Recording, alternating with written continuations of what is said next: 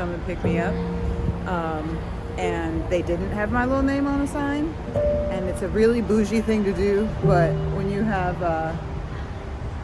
what do you call it? I've got like something called dyscalculia, so getting lost is extremely anxiety producing, and then with social anxiety, navigating airports and stuff, I don't like doing it. So it's really convenient and helpful to have somebody meet me with a sign and take me to wherever it is that I need to go. So today I have a person, but it's cold and she didn't feel like getting out the car, so now I'm trying to find my way to her.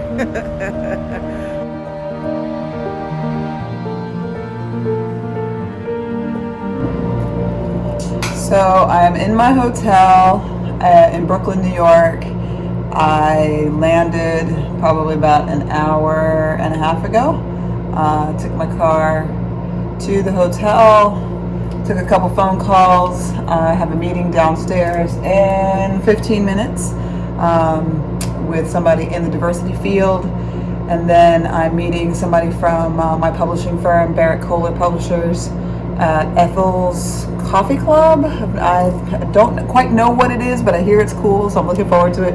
And then afterwards we're going to walk to an Ethiopian restaurant and get some Ethiopian food, so looking forward to that. Last time I was in New York, in Brooklyn, I literally landed, had a meeting for an hour during a layover, came back to the airport and went off to my next destination. So I try not to waste any time. If I can squeeze a meeting in, I will, because as great as phone calls are, seeing people in person is definitely where it's at.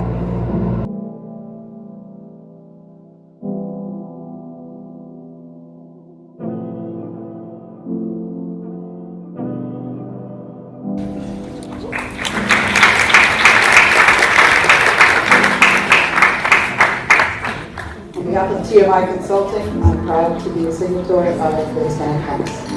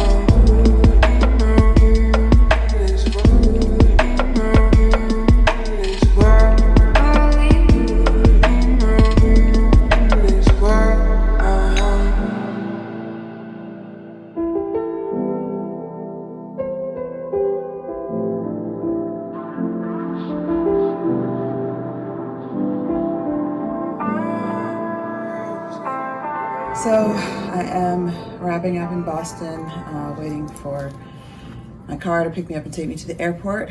The Boston trip was right on the heels of New York, and I wanted to share something that happened at the United Nations. So I was invited to participate in the Hispanic Leadership Summit. And that was a gathering of Hispanic and Latinx leaders and people who work in that space and allies from across the country, and they were working on something called the Hispanic Promise. They created the Hispanic Promise, which is essentially a commitment for organizations to work harder to recruit and retain and employ Hispanic and Latinx people. So my company, TMI Consulting, was one of the early signatories on that particular promise. We didn't actually sign in person initially. We participated online, essentially, in the pledge. And so I was there on day one at the United Nations. And first of all, I thought it was going to be like a much smaller thing and maybe, like a small breakout room in the United Nations. It was like full on. You guys saw images. Like, it was crazy. It was, it was definitely not intimidating, but really awesome. Honestly, it just felt really good because as a child, I always I thought I would work for the UN because I spoke so many languages and I loved language and culture and travel. So definitely a childhood dream come true to be in that space. It was really cool.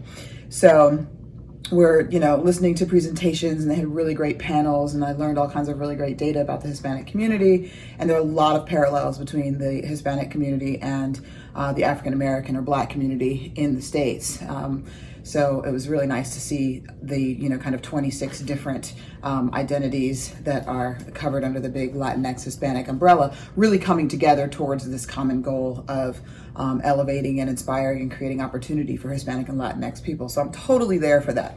But what happened in the middle of the day was I started to see they said this is, here's one of the most important parts of our gathering. We're getting ready to, to do the signing. And I saw all of these people, like, I don't know, maybe a quarter of the room or something, lined up to go up to the front podium or the front, like where everybody was seated during the panels to sign the document. And they had something in their hands, and I'm going, wait a minute, I'm on the website. I know I'm in the correspondence. I know that the folks at my company signed for me or pledged. And I was just like, something is wrong. Now, in a moment like that, a lot of people would just, say, oh, well, maybe I wasn't supposed to do that, or just stay seated and not make a ruckus. But I knew that that was a once in a lifetime opportunity. And I knew darn well that I was supposed to be in that line. And so I have my mother to thank for this. There's a story about a pool pass. Once upon a time, I lost my pool pass in Germany. And and my mother sent me back. I told her I didn't know where it was, what had happened. And she sent me back and she made me recover it and, sort of get a new one and go through this whole administrative process. And I kid you not, I was like 8 or 9 years old, speaking in a foreign language, having to deal with adults. And my mother was like, don't come home until you have your pool pass. And I'm like, what's this crazy woman doing? And it was a lift. It was really hard at like 8 or 9 years old to go through a whole administrative process, explain what happened, make myself legit in a situation where, people don't want to believe a little brown girl. They think I might be lying or whatever. It took me a while, but I didn't come home until I got that pool pass. And that became the metaphor for, girl, you better get shit done. And so I've lived that way ever since. So, when the signing was happening, I saw that as a pool pass moment. So I got myself to the line, asked what was going on. People told me, and thank God the line was long. So I had time to quickly triangulate, find somebody.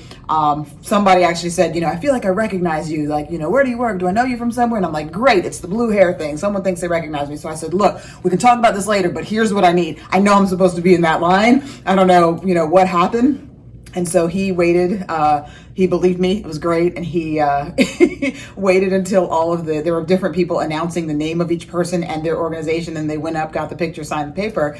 And this guy just jumped at the end of the line of people who were introducing. He wrote down my name. And so I was the last person to sign. And he just announced me. I went up. I didn't have a thing to sign because everyone was already issued their thing. So I just said the pledge, kind of looked down and kept on going. But yeah, so anyway, I share that with you to just say, that there are a million different times in your life where you have to just say the thing, stand up, make it happen, even if it's uncomfortable, embarrassing, you're not quite sure what the process is, because at the end of the day, we're lucky if we can get people to stand up for us, and we're lucky if we can get people to advocate for us and be allies for us. But you've got to always be willing to stand in your own truth and stand up for yourself, and like Mama said, make shit happen. So anyway, I wanted to share that with you because it was kind of a cool moment. It could have passed me by really quickly, and I'm glad that it didn't. So thanks. Hey there. Thanks so much for watching. Do me a favor and like, share, and subscribe to this channel. And don't forget to click the bell.